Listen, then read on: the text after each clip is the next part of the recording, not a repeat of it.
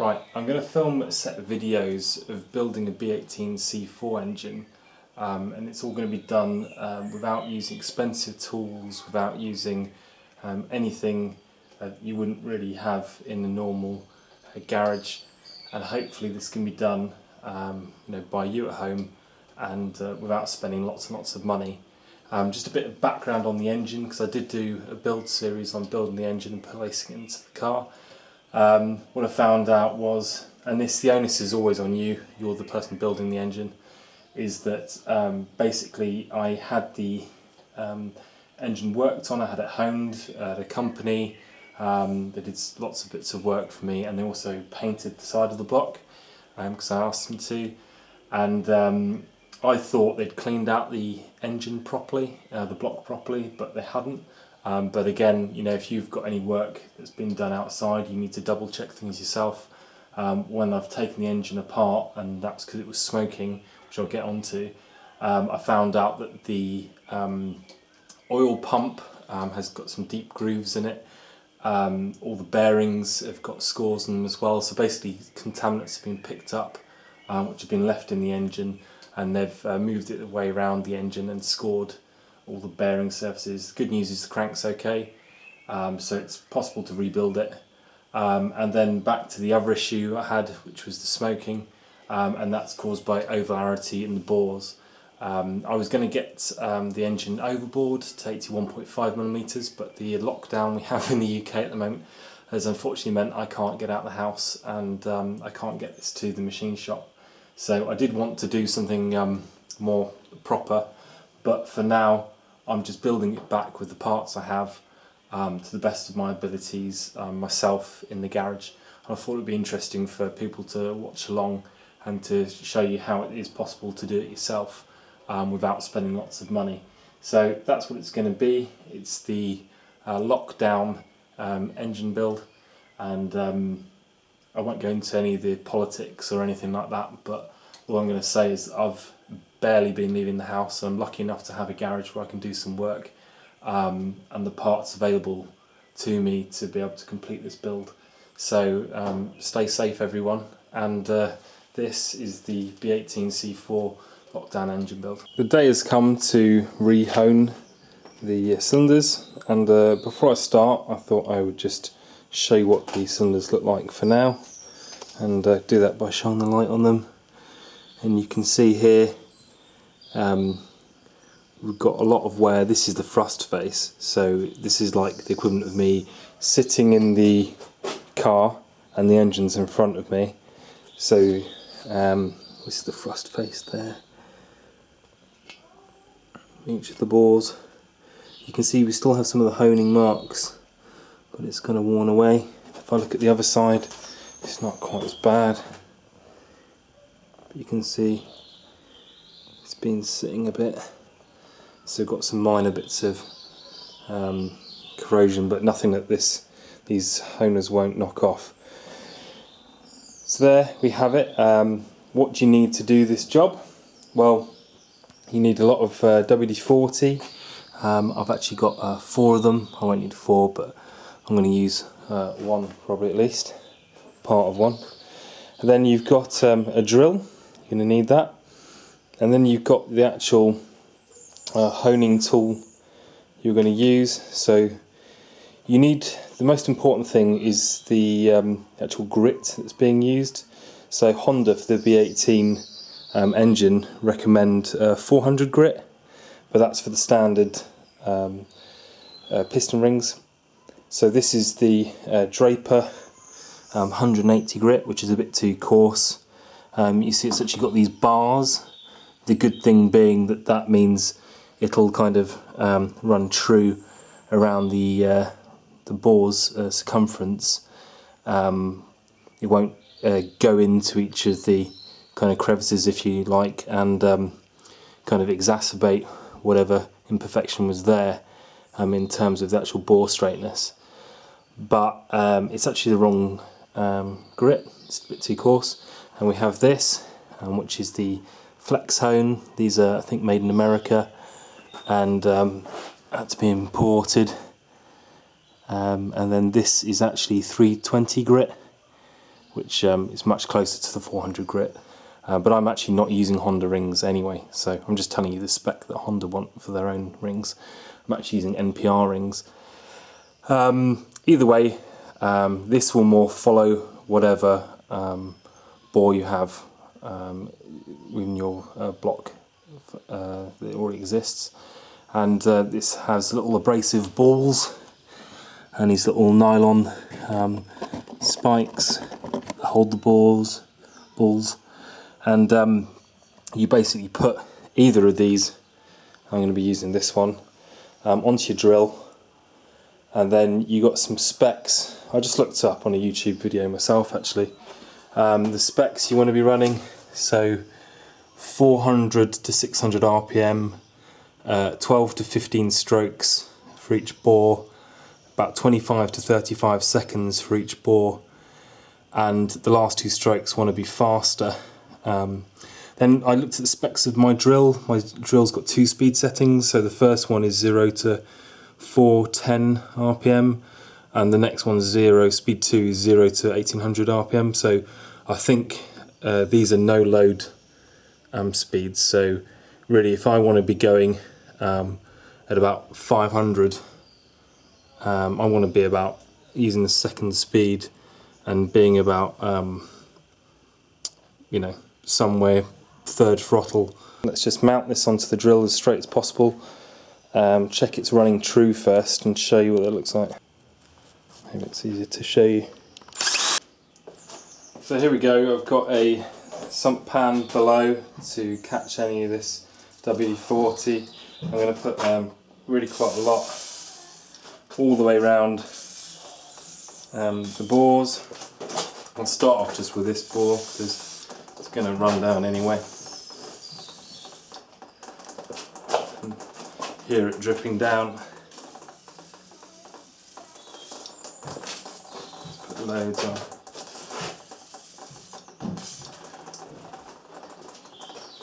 And then we're going to lubricate this as well. I'm going to just do it underneath. Just you've got to hit the ground running with this. So let's check that we're recording. So hit the ground running with this, and then just go straight in.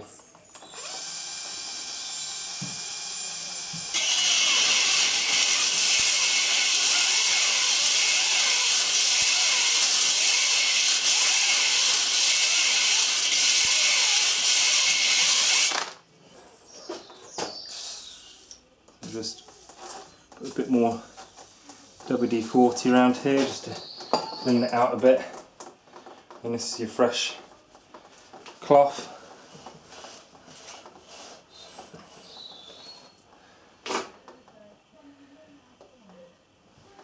That was only 10 seconds. 10 seconds only. You can see we've already got very nice cross-hatching going on there. So that's it. This is how the whole thing came out.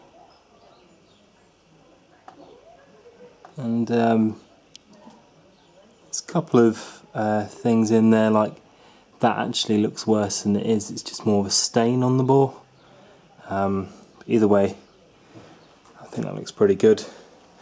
Now what I'm going to do is go outside with this block and I'm going to pressure hose the whole thing. I want to make sure I've got no bits of contaminant or anything in this whole block. So I'm going to do that first, and then I'm going to get this whole thing dry by using a hot air gun down one of the bores. Right, here we are. It's outside over the drain. This is the pressure washer I have. It's a bit of a beast. I'm not being paid by these guys, but either way, what I'm going to try and do is just blast this whole thing completely. I'm going to put it on the highest power, the 15-degree one, and just go in every orifice and just try and blast out any crap that might be on it. And what I'm going to do is I've got the WD-40 and the rag, which I'll get as well. And as soon as I've finished, I'm going to just wipe down the bores whack some WD-40 on it and then dry it, and that way I won't rust the balls straight away, because that would be a mess up. And I got soaked. But anyway, this thing is clean as possible. So I mean, there we have it. Clean the outside up a little bit. I wasn't even that bothered about the outside, but clean some of it off. But this thing's coated the bores in WD-40.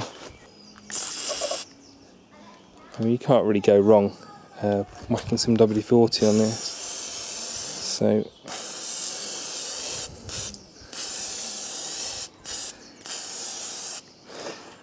and that is what we're left with. You can really see the honing. Like I say, that's more of just a blemish than anything. Certainly nothing that you can catch in a fingernail and everything. But that's it. So I've sprayed WD-40 around the bore. I've got the piston ring here. Just going to close it up a little bit. Put it on that back edge.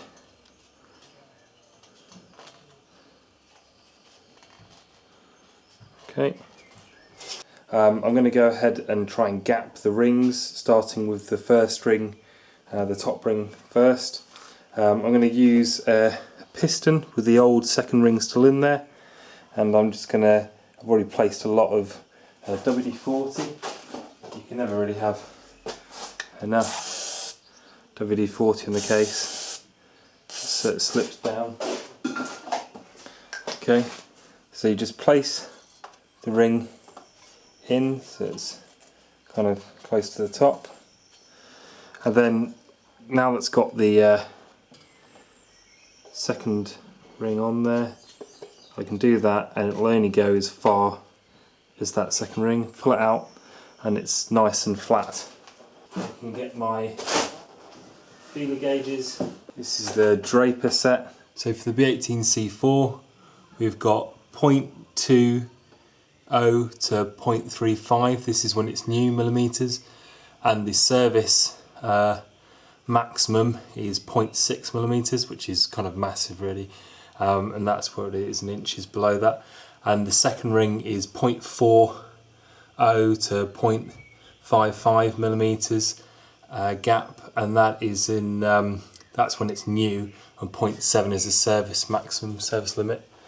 So I'm kind of hoping for as close to probably the back end of the new setting. So we're going to start off at 0.3. 0.3 slips in easily. 0.4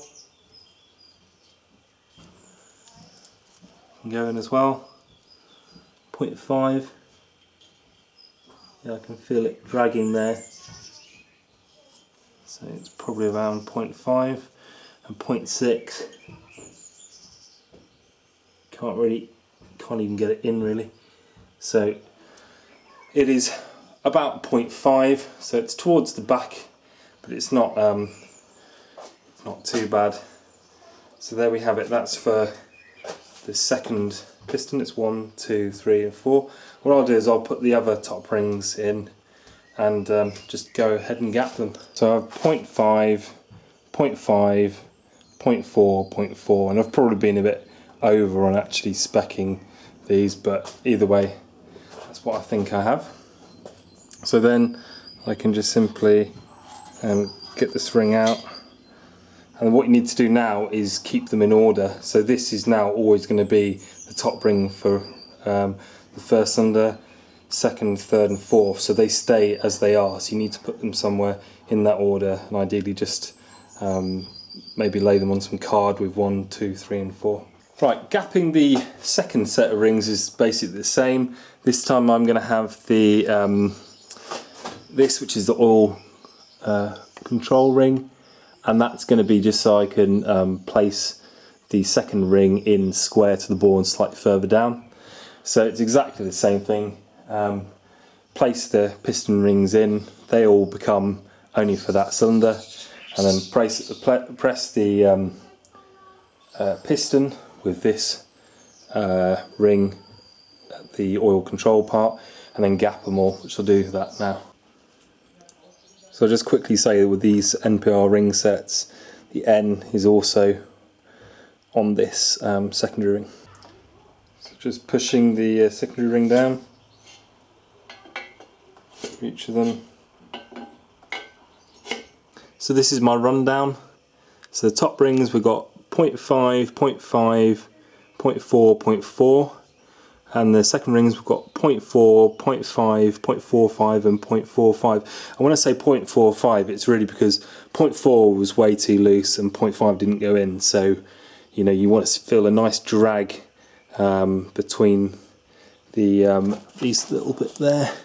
So 0.4 can easily get in and it's just very loose, and 0.5 it won't even get in that little gap. So that's all you're really doing. It's very simple. The good news is I don't even have to modify these rings at all because they're all within spec, so that's pretty nice. I'd say the top ring is on the looser side, and the second ring is pretty much perfect. Last thing is these oil control rings. So these you don't actually gap, but you should put them in and check the fit, but you don't actually gap the oil control rings. And these are actually slightly different. These away from what the factory suggests. I'll get those two next to each other, but these are these kind of spring type. So this is what I'm talking about. This is the style, if you like, that's in the NPR rings. It's got this little thin wire, if I can find the join. Here we go. So it does that. And this is the Honda OEM style. And you can see it's very different.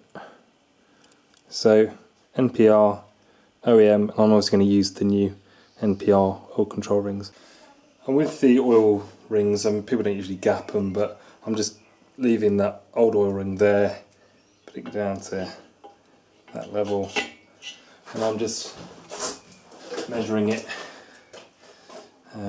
So it seems to be 0.4 goes in really easy, 0.5 it's about 0.5. So all of them are about 0.45 to about 0.5. So now this is the piston without any piston rings on it.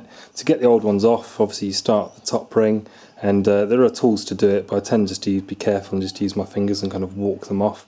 But either way, one thing that's interesting is if you look here, in the piston control area, all these holes are a bit blocked, so that's really not going to help. And another thing that could have been causing my issue. So what I'm going to do is I'm just going to get a little bit of wire and just poke it in here and just show you what actually comes out. So this is just a little kit that, it's actually for moped servicing or something. If you look on eBay, that's what I typed in anyway. So you see these all look pretty gummed. I'm just going to have a go at, it's hard to show you, but it definitely felt some resistance. Anything on the inside there now. Yeah, you can see what fell out. There's a little bit of crap at the bottom there now. So I'm going to do this one as well. So this is my little light, so this is in there, you can actually see now the holes, and then the side that I didn't actually clean yet. See, they're blocked. You can't see, you can see the light of that one and that one. That one is definitely blocked. So I'm going to go around all the pistons and make sure that's sorted before I move forward. So now they're all clean, I'm going to just blast that out with a bit of WD-40 and then just build these pistons back up with the piston rings in place. So as promised, I've got my first rings, second rings, and I've got the oil control rings just there as well. So for first, second, third and fourth piston, and that's as it is here. 1, 2, 3 and 4. Actually when you're in the car you're like that, so that's why it's kind of confusing when you pop your bonnet Actually the one on the right hand side is your first piston because it's closest to your cam bolt. Anyway, that is that. I've poked this, like I said, and then I'm going to go ahead and get the right piston for a start, because I actually labelled these pistons. This is actually the second piston, I believe. Later I put a 2 on it. It's always good to label your parts, because if that's where it's been living, you don't want to start swapping that and putting it in 4 or 1 or whatever. So that's the second piston. So I'll build that up with the this line here. I'm going to go for the control rings first, and then build it back, and then I'll show you about the orientation of things as well, because that's quite important. First thing I was going to mention is about orientation. So if I grab the piston here, it's got some markings on the top, which is pretty useful. It says in there for the inlet side. So inlet side, as you look at it, it's the right hand side here. So the piston would be in like that. So inlet side there, inlet side with the dipstick on the B series. Okay, so just about orientation. So as you look at it here, we've got inlet there and the arrow and all that good stuff there. So what you want to do is you need to make sure you put the piston rings in the correct orientation. So first of all, we're going to put the oil ring. It's going to be somewhere around where my thumb is. Second ring is going to be somewhere around where my finger is there, and the top ring is going to be somewhere around where my thumb is there. So the main thing is that the oil and the second ring are opposed to each other by 180 degrees. First piston ring is in between those, so 90 degrees round. Just to show you stripping the whole piston rings off, again you can get proper tools for this, but I've got that tool, but I don't massively get on with it. Maybe the more you use it, the easier it becomes, but you can basically just slip this out with your fingers and then walk it round. There we go, that's the top ring off. The second ring is going to be the same, and so on. So you just kind of slip it around to the next groove. You're basically just going to walk him off. Okay. And out here like that. Second ring off. And then you just take these oil control rings off. So these are very light, you can snap these very easily, so you've got to be a bit careful. So, not that it massively matters now if I'm not going to be reusing them, but you know. There's that one. We've got this little concertina type ring there. I get just the ability of just, this is like the standard Honda one.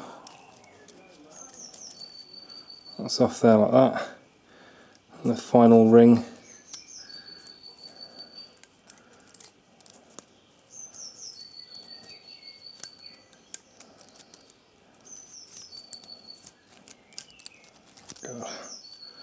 Okay, those are the rings off, and again I'm going to poke down the holes of this one. This is the number 1 piston. So that's the oil ring in there. All the gaps are pretty much there, and this is where the inlet mark is, so gives you a reference. Next I'm going to put in, I would show you this on camera, but it's very fiddly. You basically just got to walk the little rings down until they sit in there, and you have one of these thin rings at the bottom, this little wavy ring there, and then another thin ring on top. I'm not going to use those ones supplied because I think I remembered why I didn't use them last time. They just don't seem like they fit. So I'm going to just use the ones I have, and that's it. Criticise me all you want. This is what I'm going to do. So again, inlet here, second ring gap is there, so about there, and you can see it says N on top of it. So now just the top ring, and we will be pretty much done on this first piston. So we have it, so you can just see the N there. So first, second ring gap, and third or oil ring gap there. I'm just going to repeat the process for all of the pistons. Right, now I've had some practice, I'm going to try and do it on camera.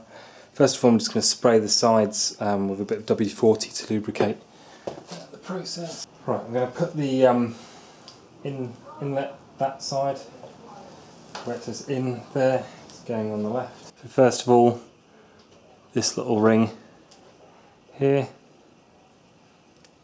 you just want to gradually walk it along, and then past the next one, and then past the next one. I'm kind of walking it down to where it needs to be, and that wants to sit on the bottom there, like that. Then it's the OEM Honda spring. This is very light thing. So again, just walking it down. And this is probably the hardest one to get in, because you see there's the gap. And I'm just trying to, it's hard to explain, but this is kind of the most frustrating part of it, almost. Because basically what you're trying to do is you're trying to get it sitting on top of that other ring. There you go, so now it's just crossing over itself there. You can just push it back. I don't know why that took so long, but it's a bit awkward.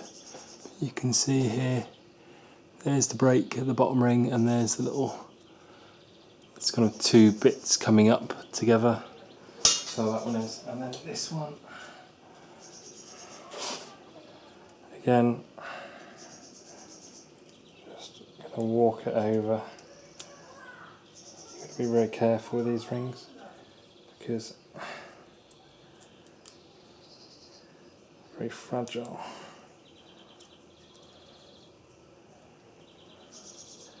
That's it, sitting in the second groove now. I'm just going to walk it over one more.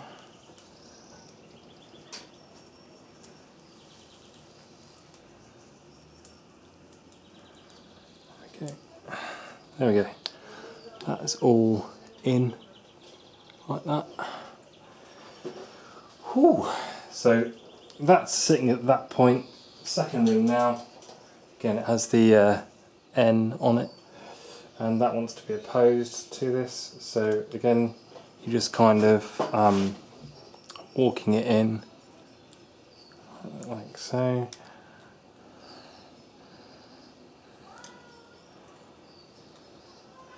Just walking it in like so.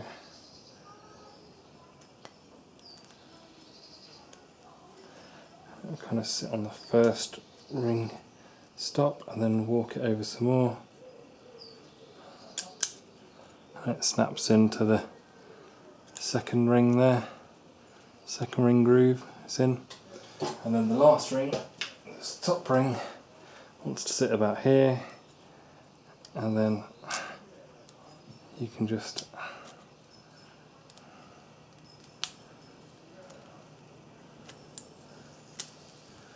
there we have it. And then the last thing you want to do is just check that oil ring is about there. Second ring is here, and the top ring is here, and that's it.